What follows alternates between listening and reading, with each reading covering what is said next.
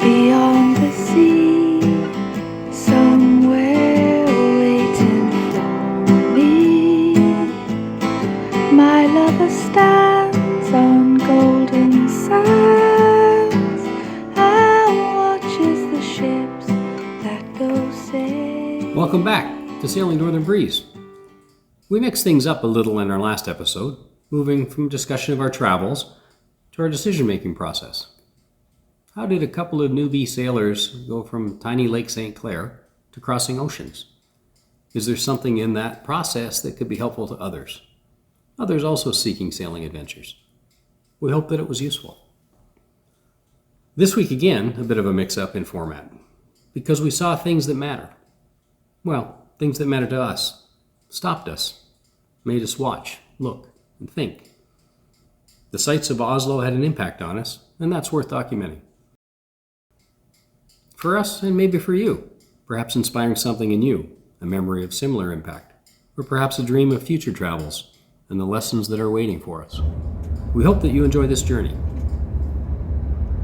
Logistically, we could have spent a week sailing up to Oslo and back to Gothenburg, but instead we spent a few hours on a bus and a night in an eclectic hotel. Now, moving past the logistics to the learning, let's start with the sculpture part. The Vigeland Sculpture Park. So we get a day in Oslo, and Gustav Vigeland is the great sculptor who created all of this on commission. It is the culmination of a life of work of this man, Gustav Vigeland. Over the final 20 years of his life, he designed and oversaw a workshop that created the 212 bronze and granite sculptures in this park. For us, well, for me, I could only stop and try to take it all in.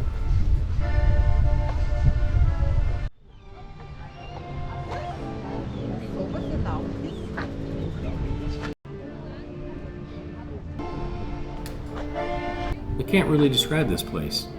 The emotions depicted here, human and some fantastic, I simply don't have an adequate vocabulary.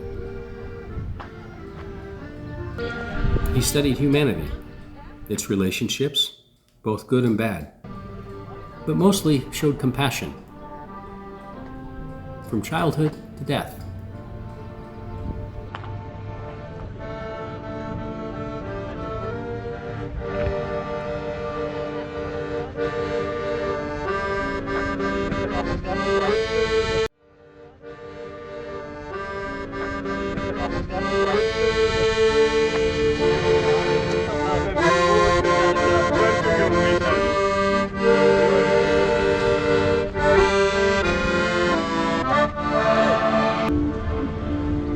First, the bronzes.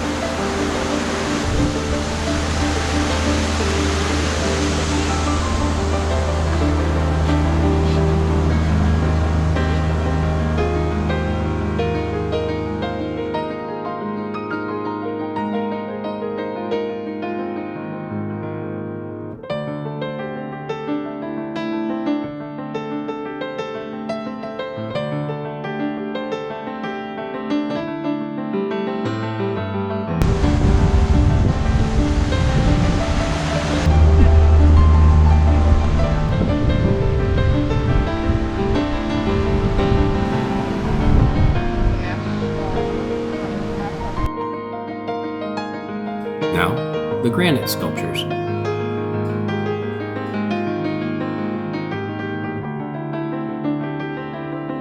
There are so many striking pieces of humanity. What an amazing place. We'll certainly come back here again.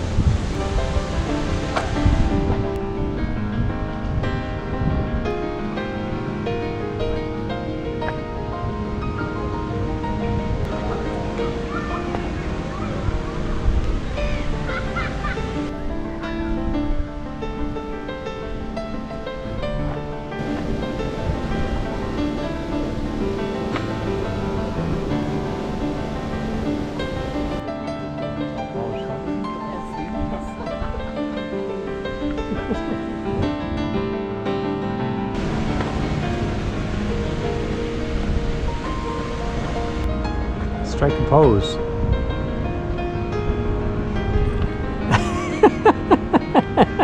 Look at all the babies down there. I guess that's the statue nursery. Lots of contemplation, lots of joy.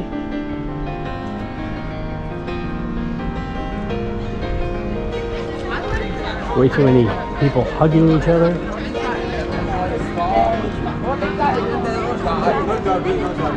For those who oppose hugging, let this be a lesson to them. What do you mean? You'll turn to stone or bronze.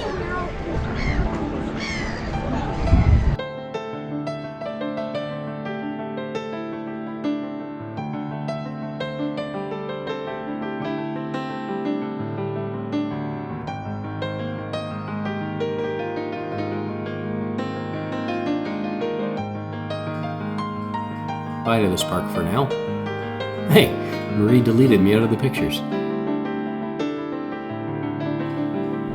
We're off to see the ships. By water taxi, of course. Have you heard of that crazy Kon-Tiki expedition? we did as children. A Norwegian adventurer set out in 1947 to prove that it was possible that the South Pacific Islands could have originally been first populated by travelers from South America. DNA technology in the last 30 years has since shown otherwise, but his fantastical idea was put to the test. He was Thor Heyerdahl, and his mad crew harvested balsa trees in the Peruvian jungle. They built this raft. Yes, this is the actual raft, not a reproduction. And they set sail from South America using ancient methods, arriving 102 days later in the Polynesian Islands. Wild but true. A book and a documentary followed. He actually got an Academy Award for the documentary. And this is the actual boat. And then a few years later, he attempted a similar crossing to show that the Americas may have been populated from Africa. He did this on a small reed boat. And here it is. Well, this is the second one. His first attempt sunk. So he got out into the Atlantic, sunk on a reed boat, and decided to try it again. What a life. We salute you, Tor. Hey, the Kon-Tiki expedition. By the way, we're back in Canada, back at Southport Sailing Club. Boats on the hard, harbor's empty. But anyways, back to the point. When I was a kid, we had this book at our house, the Kon-Tiki expedition. So I read it then, and now it looks like I get to read it again, 40 or 50 years later.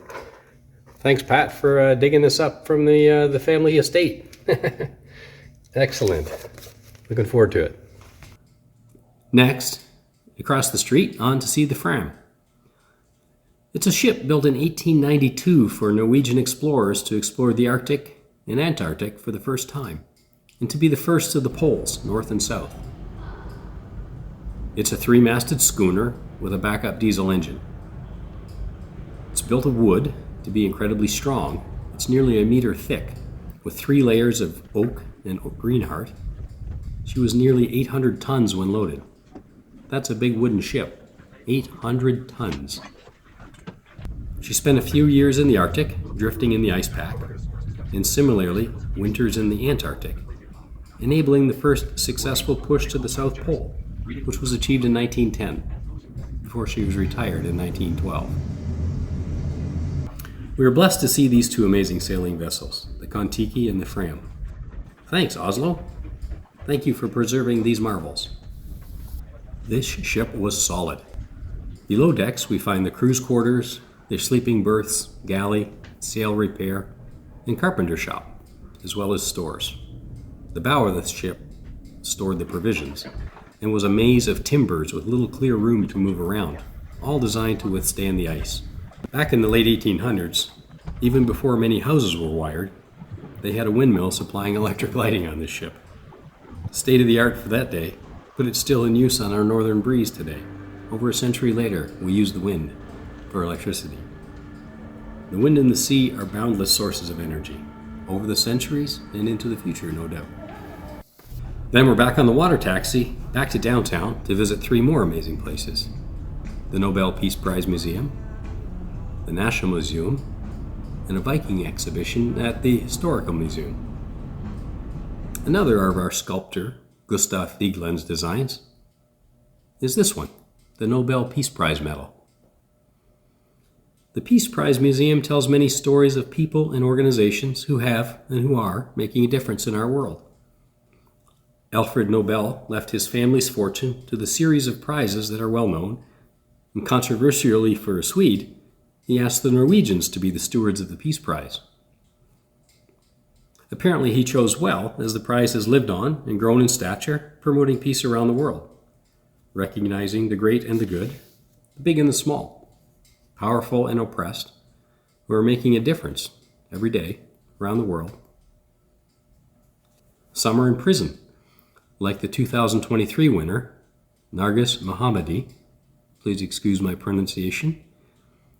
She's currently locked up in Iran, yet continuing to push for human rights and freedoms against their theocracy of oppression.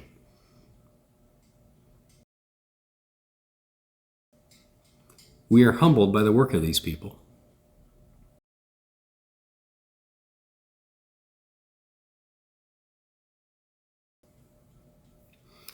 A short trip then took us to the museums. We saw Viking relics at the Historic Museum and a broad range of exhibits at the National Museum. New and old, Sami art, Edward Bunch's Scream series. There's so much to see in the city.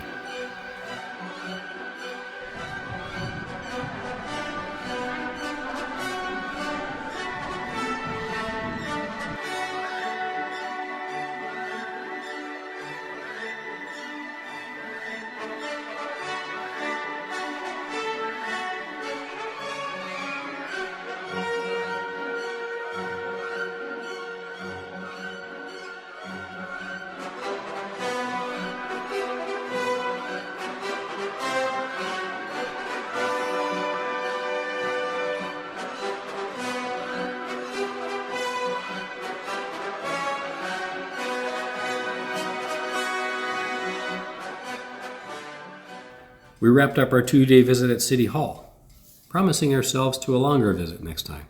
We'll be back. There's so much to see.